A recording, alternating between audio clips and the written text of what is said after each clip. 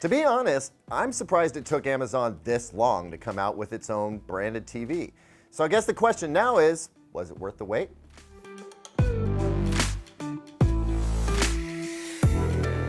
Welcome back, everyone. I'm Caleb Dennison, and today we're going to dig into the Amazon Fire TV Omni. Amazon also makes a less expensive 4 Series TV, but the Omni here is meant to be the better performing TV, an Amazon upgrade, if you will. You can buy it at Amazon, or you can buy it at Best Buy, surprisingly enough. Now, this is not the first time we've seen Amazon's Fire TV OS in a TV. You can buy an Insignia or Toshiba TV with Fire TV baked in if you want.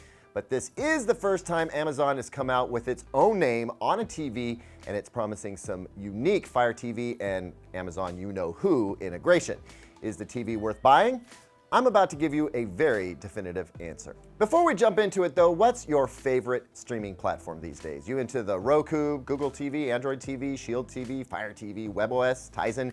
Let me know down in the comments which is your favorite or least favorite and why. And while you're down there, please smash that like button if you enjoyed this video, and consider subscribing too, because I'm all about seeing you right back here for more TV and tech fun. Also, when we get to 1 million subs, I'm gonna give something away. And no, it won't be my pride. It will, however, be something much more valuable and probably at least in the shape of a TV. So don't miss out on that. Business done. Now, let's see what's up with this Omni, shall we?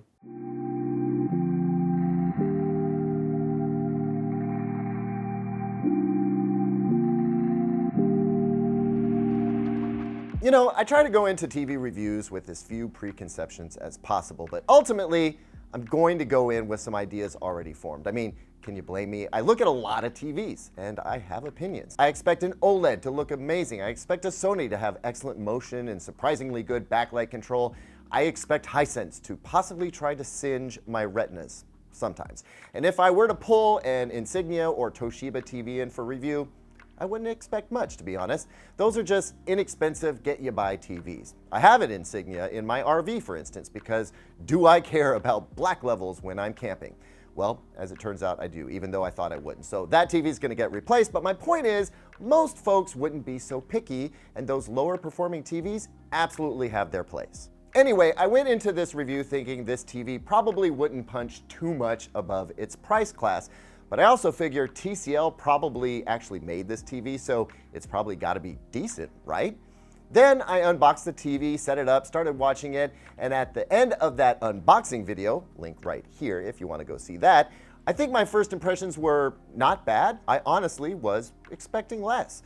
Then, my friends, well, then I started to dig a little deeper. I watched a bit more. Then I pulled out the measurement equipment and whoa, not what I expected. So, what are we dealing with here? Well, first, let me break down who I think this TV is for. When I think about that, I think about the Amazon branded stuff I buy. I buy Amazon batteries because they may not be the best, but they are far from the worst and the price is just right. I buy Amazon branded cables because they may not be the best, but they are far from the worst and the price is right. I even bought Amazon branded golf pants, and guess what? They aren't the best, but they are far from the worst, and you guessed it, the price was right. That's what I went into this review hoping for with the Amazon Fire TV Omni. Don't expect it to be the best, but I figure it should be far from the worst, and all of that is definitely true. But the price? I'm sorry, folks. For me, the price part of that magic combo is not where it needs to be.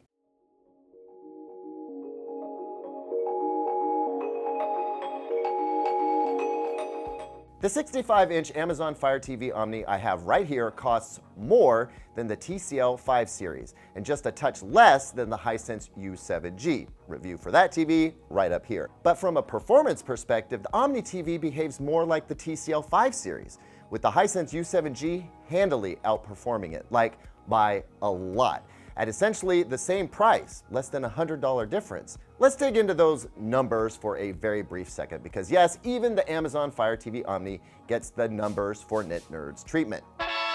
Using a SpectraCal C6 meter profile to an X-Rite i1 Pro and Calman Ultimate software, I measured just over 380 nits peak from a 10% window in SDR, and almost the exact same thing in HDR as well. Yes, less than 400 nits peak for HDR.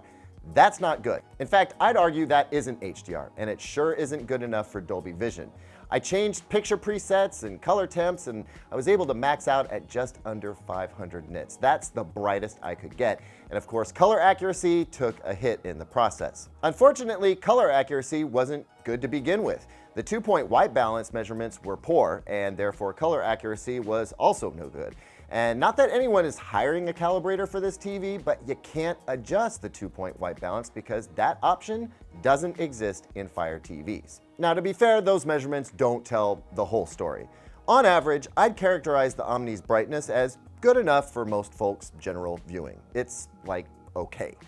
Black levels though, not good. This TV has a full array backlight system, but no local dimming, so no backlight fluctuations to deal with, but also milky blacks.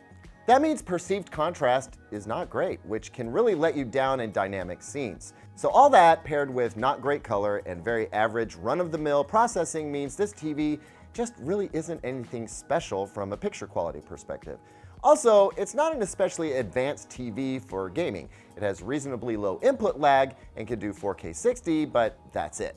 Now, all that would be just fine if the price was right, but again, you can get much better for at or below the money you would pay to get this TV. So in an effort to be balanced, are there any redeeming qualities? I mean, all that Fire TV OS and Amazon you-know-who integration must count for something, right? Well, right now I will say that it does. Eventually the Zoom Cloud app will be available and you can plug in a camera like the Logitech camera Amazon provided for this review and have yourself a video call with the TV, no problem. I think that'll be great. That's actually a bit better than Google Duo on a TCL TV, if you ask me. Lots more people Zooming, I think. And since it does picture-in-picture for Ring doorbells and other third-party security brands, I'm hopeful you could play Jackbox games in a group while in a video conference. That actually sounds pretty fun. The TV will also find any Echo speakers on the network and connect to them automatically, so you could use them for TV sound. That's got Roku energy to it, and I can see that being a really welcome feature. Also, like the Fire TV Cube, the Fire TV Omni comes with an IR blaster and can control other devices in your home entertainment system, which, when it works well, can be a game changer for folks who like more elaborate home entertainment systems, but just want super simple control. Here's the thing though, while some of those features may be unique to the Fire TV Omni for now, they won't be for very long. Amazon would love to see as many of its customers as possible using those features. So really, it's just a matter of time before all of it will be available on a Fire TV Cube or Fire TV Stick Max, which by the way, comes in around the $50 mark.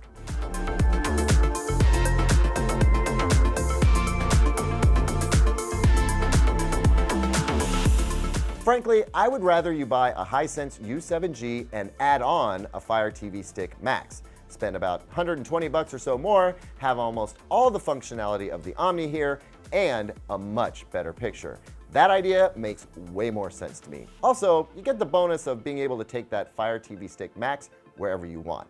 A little bit more money, a lot more performance. Now, I'm not counting Amazon out. This is the company's first go at making a TV. Future versions will be better. They will have better picture quality. They will have even more functionality because you know Alexa and the Fire TV platform are only going to grow. As a matter of fact, I can see Amazon making its own brand of TV nearly impossible to beat one day. But today is not that day.